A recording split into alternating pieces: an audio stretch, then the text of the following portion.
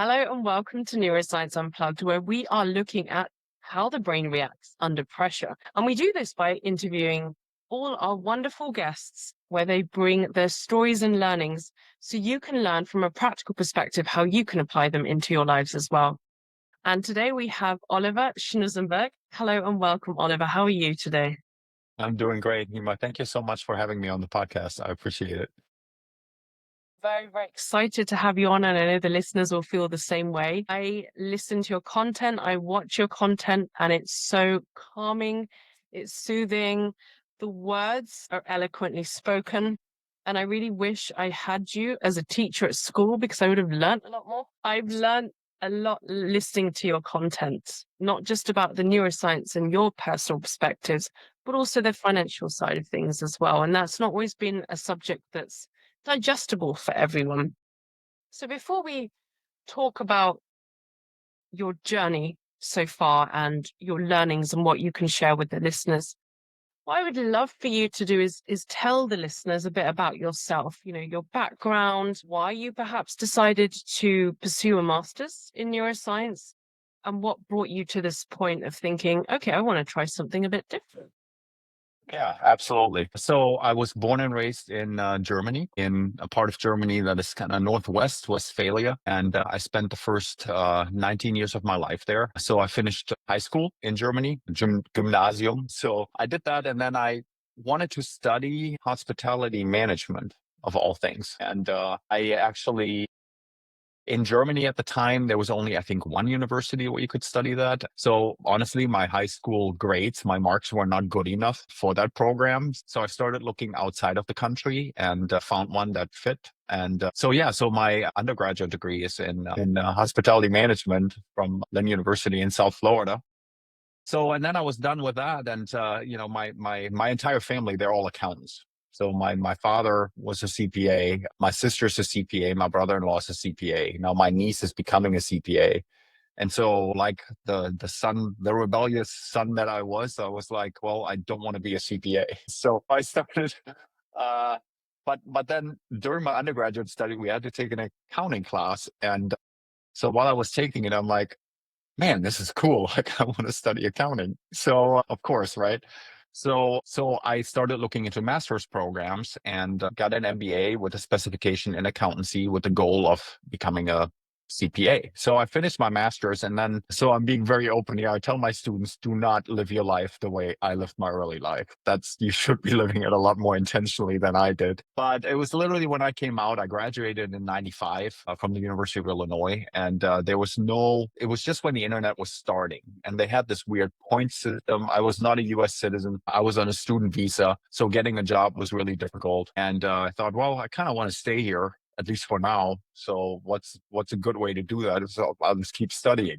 So so I'm like, I guess I'll get a PhD. That's what I mean. Like, you know, tell my students, don't do this. And I didn't really know what I was in for. I'm very glad I did. But so I applied for PhD programs. I was accepted at Florida Atlantic University, and which is also in Boca Raton in South Florida. And I started studying in accounting on my PhD. And so I started my PhD in accounting, and I absolutely hated accounting research, and still to this day. It's not, this is my opinion. I love my accounting colleagues, but I don't see the point, quite honestly, in that research. And I got that impression very early on. So, and then I took my first finance seminar, and I thought, this is really nice. So I really related to that. And so I got my PhD in finance, and then got my first job at the at St. Joseph's University in Philadelphia, and was there for 4 years. Not a good fit in terms of location. And, so then I kind of was looking to come back to Florida. And so then got the job at the University of North Florida, where I've been for 23 years now. So yeah, early in my career, as I was working on my dissertation, I found a love for behavioral finance, which at that time was very new. So behavioral finance basically combines psychology and financial decision making. The biases and heuristics that we are subject to on the decisions that we make that are not always the as they would call in economics, homos economicus, like that are always rational decision making. That's not the way we make decisions, right? Because we freak out, we panic. Our brains, as you know, are still wired the same way they were like 50,000 years ago. So, it's like the tiger that is looking in the bushes is now the stock market that may go down. It's the same thing. So yeah, I kind of started specializing in that. I developed the first behavioral finance course in the state university system in Florida. And the only reason I know that is because when it's a new course that you're developing that doesn't exist already in the state system, you have to request a new course number. So when I was proposing that course, it came back and said, you need a new course number because this course is non-existing. I'm like, interesting. So anyway, I've taught that course now since 2005 every year, and loved it. But I always felt like there was something missing. I always felt like, okay, so we know that there are biases, but we don't really know why. And I always felt like I kind of want to know what is underneath that. Like, what is actually the decisions? Why do we make those errors? Like, what in our brain does that? And there was something holding me back. And that was when I was in high school, I was horrible in natural sciences, just horrible, all of them, biology, chemistry, physics, all of them. I was just bad at. And and also my family, I mean, we still tell each other, yeah, this is just something that we're not good at. Like we just are not, good at natural sciences, like none of us. So I was just took that as a given. Then I don't know why, but at some point I was like, I don't know if I just want to accept that. Like, let's challenge that a little bit. Because maybe I just had bad teachers. I mean, I don't want to throw my teachers in Germany under the bus, but it's kind of like, I mean, was it really me though, or was it just the way it was explained? So I kind of looked around for programs, and I found the King's College London program, which I'm so glad I did because I learned so much. I do have to say that my second foundational module, as you can probably remember, was biology. And I still remember I opened that first article and I was like, gee, what is this? I got, my God, I was literally at the point of just saying, I don't think I'm going to do this. And I said, no, I'm not going to quit this. I'm just going to see this through. And so, yeah, so through that, I found also my professional home in the Financial Therapy Association. So somewhere in between all that, I found that organization, and it's absolutely amazing. They just had their conference in Athens, Georgia, at the University of Georgia. Their goal is basically to understand that people need help when they make financial decisions. So it's not just, saying like behavioral finance does. There are issues that we have. And so therapy actually says, well, okay, so what are we going to do about it? Like, how do you actually work with people? So there are people that work with financial planners. There's people that work with accountants. And there's people that work with financial coaches. And just an absolutely fascinating field. And attending that conference last year for the first time literally changed my life in a way where I said, this is it for me. This I want to do. I want to do this. And I want to do this fully. I don't want to do this just half.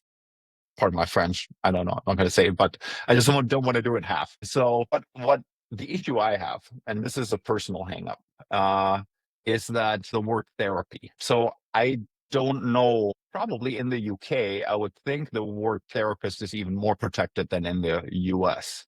So here, it's a very clinical connotation. So if you call yourself a therapist, you have to be licensed, and there's all kinds of requirements, hours, etc. So I am a certified financial therapist professional. That would be the way to say it. I do not feel comfortable calling myself a therapist. So I said, well, if I'm all in, then I'm really all in. So, and I haven't told you this yet, but I'm actually starting a master's at the University of Florida in the fall in clinical mental health counseling. So I'm completely changing career paths. That's the goal, so that after however long it takes me to get the hours, probably total of 4 years, maybe 5. So I'll, be on that path. The only thing I got going for me, I said to my wife, like, if I do this, I'll be 60 by the time I'm done with everything. And she said, well, you'll be 60 either way, so you might as well do it. That's yeah, that's a good point. So you kind of got in my head. Pragmatic individual to say, well, whatever you do, you're going to be getting there. You're going to be turning 60. So either you follow a path and a journey that feels right for you, or you don't. Yeah, 100%. So so that was actually that was also very eye-opening statement for me. So I yeah, just decided I'm going to apply. I got in, and the University of Florida program is the this year the number one program in the US. I was actually a little, I mean, I was going to the interview day. I was sitting there, I was looking around, and I'm like, I have at least 20 years on like the next oldest person here, not young. This is something that I've observed for those who are deciding to go and pursue something later on in their lives, and use the word intentional, and I'm going to use that one as well. That you're going in for it because it feels right for you. And when you're younger and you come out of school, you follow the paths that perhaps your family have gone down, as you said, as a chartered accountant, or, go straight into work and you don't have a clue what you're doing. A lot of people that you speak to still don't know. They followed a career that they've just fell into, whether it's for financial purposes to support their family, or they've completely pursued something that has led them to follow their heart. And of course, not everyone has that chance to do in that life. To suddenly, like yourself, you said, right, I've done everything to this point, but now I want to do something that I want to give back to the world. Because I mean, what you're going to be doing in the masters it sounds like it's going to be intense. You said, you're going to be clinically working with other people to help them with their mental health challenges and say, well, how can we get you back to a better quality of life where your mental health is serving you rather than just, being a disservice to you? I think it's hats off to you to have made that decision and say, because you could have easily stayed in a place of comfort and Yeah. said, right, I've Yeah. done this, I'm going to be retiring soon. It's all good. I'm just going to chill and take my time out. Yeah. But you've said, no, my time on earth is still precious. It's still here. What can I still do with my time? And you're a lifelong learner by the sounds of it. Learning is what keeps you strong mentally. It Yeah. keeps you persevering through life. And, I was making some notes on everything that you've experienced in your life. And you said, you help your students as well. And you tell them, don't do what I did, work with intention, right? And I want to circle back when you said that you didn't necessarily follow the same route as, all your family members. A lot of people are in a similar situation and maybe listening. They may be thinking the same thing, that their decisions do not mimic theirs of their family, but they may not have the strength or support to make such bold decisions as you have in your life. I want to lean into when you realized what path you perhaps want to go down on, rather than not the one that's been dictated to you. Were there any indications, whether it be something, if you believe in, a God, whether it's, a psychological aspect or a neuroscientific aspect, whichever aspect we're talking about right here, is just to say, how did you know that that was what you wanted to follow? And it wasn't, and you use the word bias, which is always our favorite name in this game when we say that bias follows us through. And we often, when we talk about instinct and gut instincts and knowing that's the right thing for me to do, that can also be confused when we talk about trauma and programming. And that's there for safety, which is great. Our brain and nervous system is doing what it's supposed to. So thank you for that. But it's now then deciphering, how can I investigate my instinct to understand that that is what is right for me in this life and in this path. Yeah, that's a loaded question. So I guess from multiple perspectives. So I'm Catholic, and I'm very strong in my faith, and I definitely believe that I'm being guided. I believe very strongly in free will as well, but I believe that God wanted me at this point and is leading me through this, because is we're born with a purpose, right? And whatever that purpose is, it doesn't always crystallize, and it takes like sometimes a long road to get there. And why at this point, I am not sure why it happened at this point. I was saying to one of my very first clients actually in my firm. Yeah, man, if I'd known that this existed like 20 years ago, I would have probably pursued this then. And she said, yeah, but then you wouldn't be the same person that you are now. So you would have completely different lenses. So it's like, yeah, I mean, if you really start, like, you can go crazy, right? Going down all those mental paths. I guess, okay, my um teaching, and it's having said that, it's also, I feel like it's time for a change. I've done it for a long time, and if you feel like you are not passionate about teaching anymore, or at least as passionate as you were, then you probably should not be doing it anymore. It's one of those professions where, if that's not what you want to, you're not 100% in it, then you know you're touching other people's lives. So that's always like dangerous, right? Like when you're doing something that you're not fully passionate about. So that's one. But I was always comfortable in teaching, and I always liked teaching. Research, yes, I like it. I don't know if I like the research process.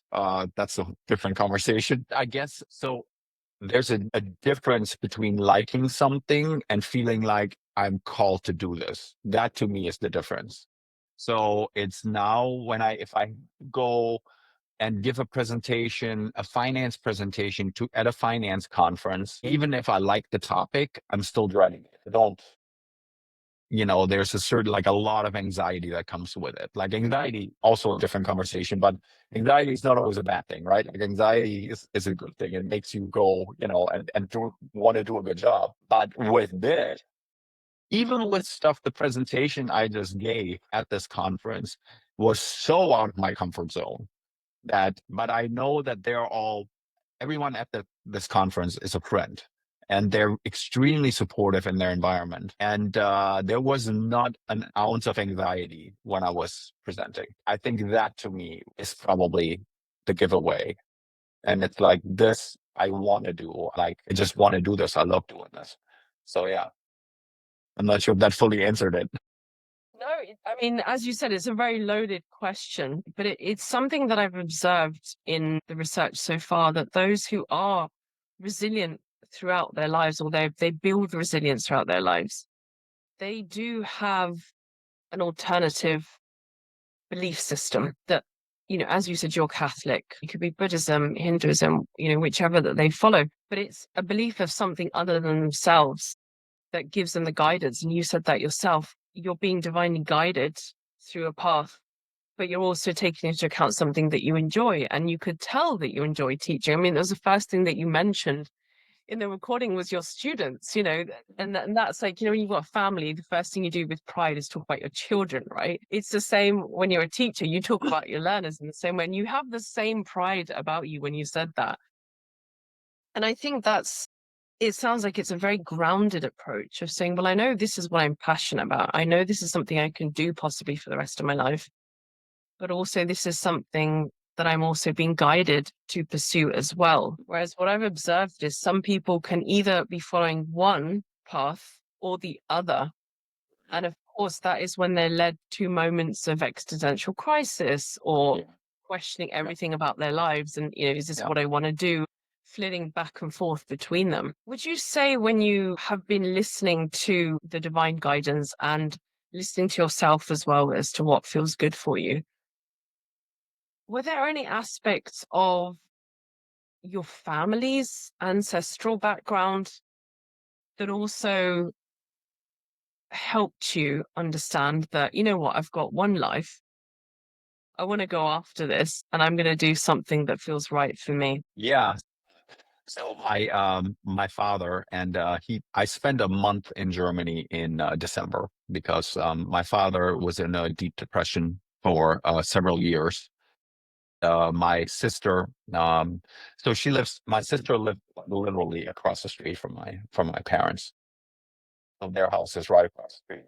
And they called me in December, and she said, don't think, I don't think this is going to go on much longer. If you have time, you may want to come. So I came for a month. And that was really interesting, actually. I was so glad I was there. And my father passed at the end of December, but he always, the initial time here, I could not have done without my family support, especially his and his financial support as well. And so he wanted me to pursue what I wanted to do. So my father's side of the family, they come from, I mean, before my father's generation. I think it's fair to say that they came from farming communities. So there were a lot of farmers historically. The area of Germany that I'm from is very, people are known for being very stoic, very, and yeah. And so my father was an entrepreneur. He created his own, he had his own accounting firm. And, that my sister is now running. So, oh yeah, there was, I mean, there was definitely influence there. I never felt constrained, and I was never made feel constrained by my family. So even now, my sister and I have a very good relationship, and she's a bit older than I am. But so we exchange a lot of information because now that I started my firm last year, and she's like running her firm, so there's stuff to talk about. It's like, hey, I'm doing this or I'm doing this. It's just like someone to bounce things off of, and also get a different cultural lens, to view things through. So yeah, I'm not sure if that fully answered your question, but yeah, there was definitely that influence also from the familiar side. Yeah, absolutely. I mean, the fact that you did have your family support, second to none when we talk about nurturing resilience, because if you know that the people that brought you up, or you at least have spent majority of your life together, are supporting your decision, there's also that reassurance that, okay, I know that I'm not alone in this. And as you said, when you were building your firm and your sister's got her firm, even though they may be different, you've got commonalities because business processes, no matter what sector you're in, no matter where you are in the world, they're very similar. And also the journey from, a leadership perspective as well, what you have to go through, you at least know you can trust your sister. You can talk to her about decisions you're making, and you can trust that what she's going to suggest to you is going to have your best interest at heart. There's no ulterior motive. Right. That's a good And right. And what a blessing that, your father sounds like a wonderful man that we had around, that you have continued his legacy. You're keeping a strong bond with your sister, for example. You're making sure that you do talk about him, and you're point. bringing him to conversations and keeping the memory alive. And as soon as somebody has left this plane on a physical element, the way that we keep their memory alive is by talking to them, right? And saying, well, how can I live my life using perhaps the learnings that they've passed on to us? Because that's essentially the legacy they leave behind, right? It's not how much money they had in the bank, or how many assets, or, what clothes they're wearing, etc. The things you remember are the learnings of what they taught us. And that essentially is how we keep the memory alive. And when you were describing your father, he just sounded like such a loving man. He was very, Very, yeah, he was very alive. Like he always, he was very unconstrained. Like he just, like at his funeral, they played Frank Sinatra's "My Way," because that was him. Like he just did what he wanted to do, and he found a way to do it. And so yeah, that was definitely passed on. So that's very, I don't know if there's a gene, you know, it's that way. But yeah, we just kind of like find what we want to do and then just do it. It's and I found that I I'm at home in the US because the systems just support that mindset, I will say. Like it's very unconstrained in the way that, oh, if you want to start a business, very easy to do. I mean, it literally takes like an hour or two to set up a business. And I don't know about the UK. I know that is not true in Germany. So that's a lot more complicated and like a much more drawn out process. So if I decide, yeah, I want to do this rather than something else. I mean, there's also examples of where that wouldn't work well, not to get too far off track, but so in Germany, the apprenticeship program, right, which I think is awesome to have that. But if you go into that at 16, I don't know about you, we might like at 16, I didn't know what I wanted to do. So now you do like 3 years of education that basically bring you into a job that you're then in for the rest of your life. And so that's a little too restricting, I think. Having said that, that is also something that in the US I think could benefit from. Like here, everyone goes to university, which I don't think is a good thing either, and is not necessary. I think they need a lot more trade schools, but then there's a balance, right? That you kind of have to. Like I said, I mean that's neither here nor there. That's a little off topic. Well, I think that's definitely another podcast because I'm with you Yeah. when it comes to the educational side of things. I have many things that we can take from around the world, and something, as you said, from such a young age in this country, similar to you, from the age of 14, essentially, Mm. you've made a decision about what you're going to be making your career on, because from 14 is when you take your GCSE years, and then you take your exams at 16, and then you do your A levels for another 2 years, which then determines the trajectory of your, as you said, your college apprenticeship path. I mean, to know at the age of 14 what you want to do for the rest of your life, Yeah. much pressure, right? Like you said. So, and it sounds like the US has given you that freedom to explore and say, okay, this is what I want to do. And you're doing it even now when you could be sitting in a place of comfort. You have decided to pursue a completely different career. And that's when you say it feeds into US, and I'm sure your dad is smiling down on you. But I think it depends on how you define comfort. Like to me, it's a lot more uncomfortable staying in a place where I don't want to be than going in a. It's a lot more. I wouldn't even say risky. For me, it's not really risky, and I'll tell you why. So I've had, I don't want to say illustrious, but a long career in academia, and I'm fairly frugal, so I don't like splurge and just spend tons of money. So I've been able to build up like a something I can fall back on if things really don't work out, right? So it's kind of comfortable from that perspective. I was just saying that to somebody else. If someone enters this field with nothing, that is uncomfortable, and that I have a lot of respect for people who use this as their first career, right? Like it's easy for me to come in, at the end, like, well, I can do this because it's fun or it's challenging.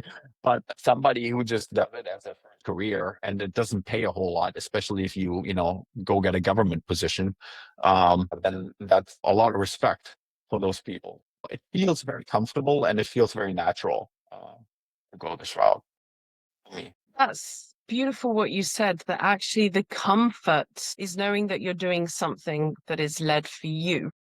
Mhm. And as you said, you touched on financially that you are in a comfortable position where you have made sure that you've got enough to allow yourself to pursue perhaps another route, or just to have enough money later on in life.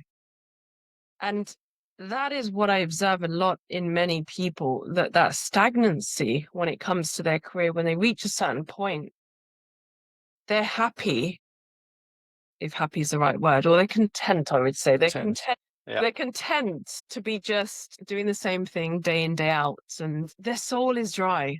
Like when you see those people, they don't look fulfilled. They're doing it because they've done it all those years. It's something they've pursued. But then I've also seen those individuals who, for responsibilities, will decide to go down that path and will stick to that path. And they will feel fulfilled because they're doing it for a purpose. Mhm. And then we've got you who's decided, right, I'm going to pursue this because this is what feels right to me. And you said, by the time you finish your master's, you're going to be 60. Well, I'm gonna be 60 by the time I have my hours, because there's in Florida you need like 1,500 supervised hours for licensing. So So by that time I'll be 60. you'll be 60. So you'll be practicing. That'll be your present, your 60th birthday, you'll be Right. practicing.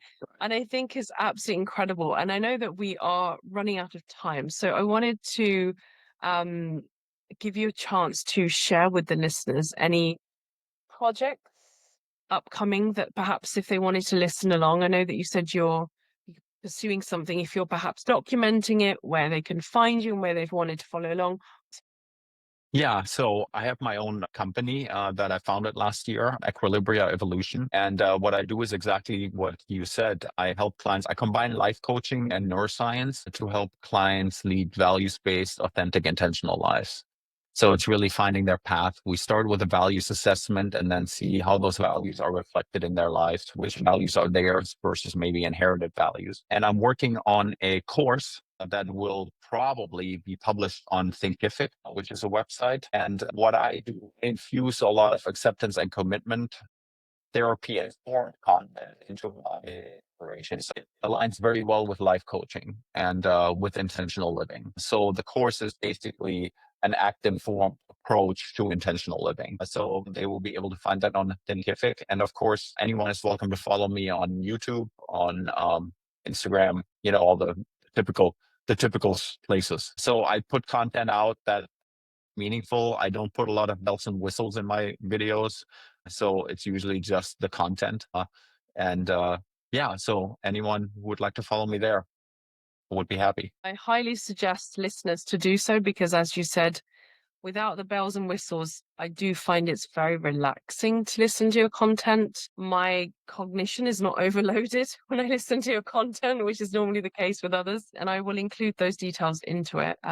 Thank you very much for your time, Oliver, today. Do you have any last words of wisdom that you wanted to share with the listeners? Yeah, and don't be afraid. Don't be afraid to pursue what you're called to do. Just go for it. Like there's only one life and there's only one moment. Like you're always just living in this moment. There's no past and future, only exist in your head in this one moment. So take this moment and make it count. I love that. Thank you so much, Oliver. Absolutely. Okay.